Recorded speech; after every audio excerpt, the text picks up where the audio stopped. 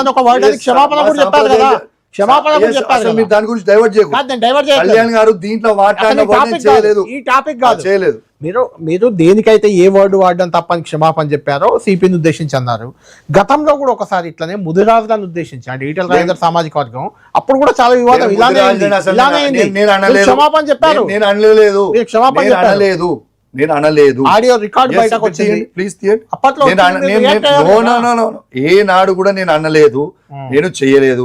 ఇవన్నీ ఈటెల రాజేందర్ గారు ఆ రోజు రాసి ఒకటి నాకు రుద్దుదామని ఒకటి ట్రై చేసిండు తప్పితే నేను ఏ కులాన్ని గాని ఏ మతాన్ని గాని కింద పరిచే ఉద్దేశం నాది లేదు, నేను చెయ్యను. జనరల్ గా అన్ని కులాలను సమానంగా చూస్తారు, నేను కూడా ఒప్పుకుంటాను. ఎస్సీ ఎస్టీ బీసీ మైనారిటీ మిత్రులతోని నేను సర్వం నేను తిరిగేటోడిని.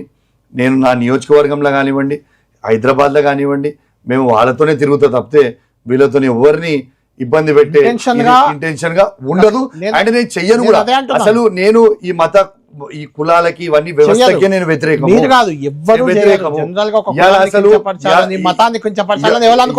కానీ ఫ్లోలో కౌశిక్ రెడ్డి గారు ఎప్పుడోసారి ఏదో రకమైన వాయిస్ లో ఇలా అంటున్నారా? కళ్యాణ్ గారు నేను సింపుల్ చెప్తున్నా, ఇది ఆపింది ఈ రక్కస్ క్రియేట్ చేసింది పోలీస్ వాళ్ళు, నన్ను రెచ్చగొట్టింది పోలీస్ వాళ్ళు, నన్ను అరెస్ట్ చేసింది పోలీస్ వాళ్ళు, నన్ను అవమానపరిచింది పోలీస్ వాళ్ళు. ఈ ఇష్యూని మొత్తం క్రియేట్ చేసిందే పోలీసు వాళ్ళు. ఇవాళ రేవంత్ రెడ్డి గారిని అడ్డం పెట్టుకొని నన్ను రెచ్చగొట్టాలి, నన్ను డ్యామేజ్ చేయాలి, ఇలా మొత్తం నన్ను ఇబ్బంది పెట్టాలి అని ఒక ఉద్దేశంతోని కళ్యాణ్ గారు ఆ ఉద్దేశంతోని వాళ్ళు రచ్చరచ్చ చేసి అసలు ఇదేంత చేసారు. సింపుల్ నేను అడుగుతున్నా కళ్యాణ్ గారు, నేను దేవుని దర్శనానికి నేను పోతాను నేను వాళ్ళకి చెప్పినప్పుడు సింపుల్గా ఒక పైలట్ ఎస్కార్ట్ ఇచ్చి నన్ను తీసుకొని పోయి దర్శనం చేయించుకొని వచ్చేసి ఉంటే అసలు ఇష్యూ ఏమైనా ఉండేదా? ఇష్యూ ఏమైనా ఉండేదా?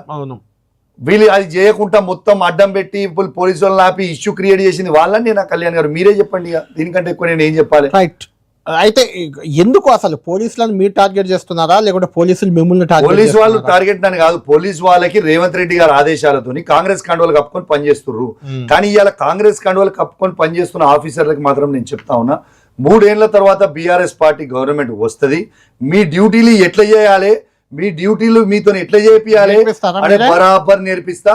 ఈ కండువాలు కప్పుకొని పనిచేసుడు కాదు, ఇలా డ్యూటీలు ఎట్లా చేయాలనేది మాత్రం ఈ పోలీస్ ఆఫీసర్లకు ఖచ్చితంగా నేర్పిస్తా.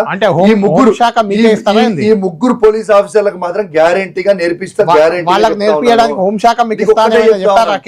ఈ హోంశాఖ ఈ శాఖ ఏ శాఖ అవసరం లేదు. మా కేసీఆర్ గారు ముఖ్యమంత్రి అయితే ఈ తెలంగాణ రాష్ట్రానికి మేము ముఖ్యమంత్రి అయినట్టే, అన్ని శాఖలు మాకున్నట్టే. కేసీఆర్ గారు ముఖ్యమంత్రి అయితే మేము ముఖ్యమంత్రి అయినట్టే. ఇలా కేసీఆర్ గారు ముఖ్యమంత్రి